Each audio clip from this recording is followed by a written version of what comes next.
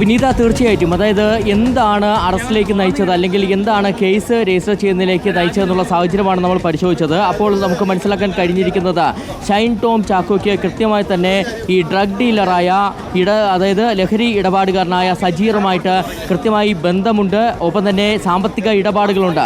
ആ ഇറങ്ങി ഓടിയ ദിവസം മാത്രം 20,000 രൂപയുടെ സാമ്പത്തിക ഇടപാടുകൾ നടത്തിയിരുന്നു എന്നുള്ളതാണ് പോലീസ് കണ്ടെത്തിയിരിക്കുന്നത്.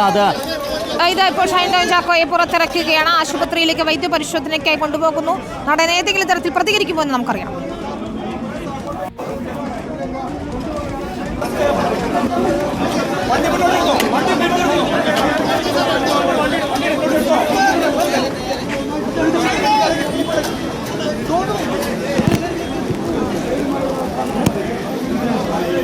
ഒരു വലിയ മാധ്യമ പട തന്നെയുണ്ട്. കാരണം ഷൈൻ ടോം ചാക്കോ പറഞ്ഞതിലും അരമണിക്കൂർ നേരത്തെ പോലീസിന് മുന്നിൽ ഹാജരായിരുന്നു. ഇപ്പോഴത്തെ ഏതെങ്കിലും തരത്തിൽ നടന്റെ പ്രതികരണം ലഭിക്കുമെന്നതുൾപ്പെടെയാണ് പരിശോധിക്കുന്നത്. പക്ഷേ ഒന്നും പ്രതികരിക്കാൻ തയ്യാറായില്ല. രാവിലെയും ഷൈൻ ടോം ചാക്കോ ഒന്നും പ്രതികരിക്കാൻ തയ്യാറായിരുന്നില്ല.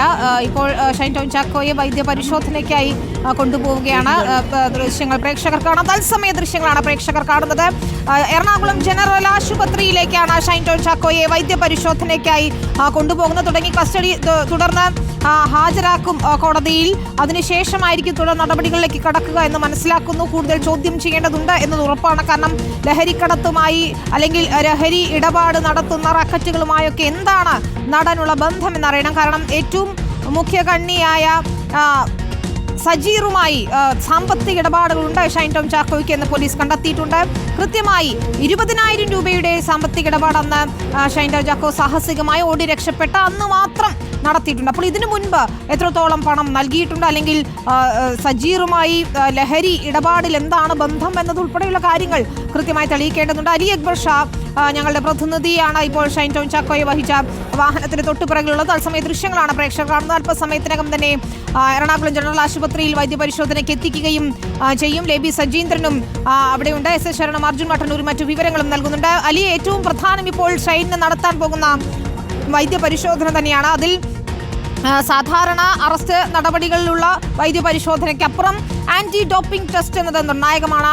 6 മാസം മുതൽ 12 മാസം വരെ ലഹരി ഉപയോഗിച്ചോ എന്നത് കണ്ടെത്താൻ ഇതിലൂടെ കഴിയുമെന്നതാണ്. താൻ ഈ ഓടി രക്ഷപ്പെട്ട ദിവസം ലഹരി ഉപയോഗിച്ചിട്ടില്ല എന്നാണ് ഷൈൻ ടോം ചാക്കോ പറയുന്നത്. പക്ഷേ അതിനു മുൻപും ഇത്തരത്തിൽ ഏതൊക്കെ ലഹരി ഉപയോഗിച്ചു എന്നത് കണ്ടെത്തുക, അത്തരത്തിൽ ശാസ്ത്രീയ തെളിവുകൾ ശേഖരിക്കുക എന്നത് നിർണായകമാണ്. കാരണം മുൻപ് കേസിലുണ്ടായ ഒരു പാളിച്ച ഉണ്ടാകാതിരിക്കാൻ പോലീസ് കൃത്യമായി ശ്രദ്ധിക്കുന്നുമുണ്ട്.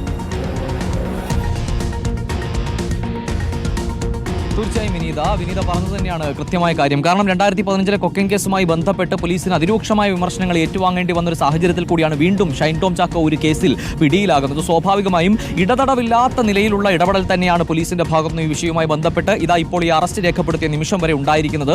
ഇപ്പോൾ എറണാകുളം ജനറൽ ആശുപത്രിയിലേക്ക് ഷൈൻ ടോം ചാക്കോയുടെ വൈദ്യപരിശോധന പൂർത്തിയാക്കാനായി കൊണ്ടുപോകുന്ന തത്സമയ ദൃശ്യങ്ങളാണ് നമ്മൾ കണ്ടുകൊണ്ടിരിക്കുന്നത്.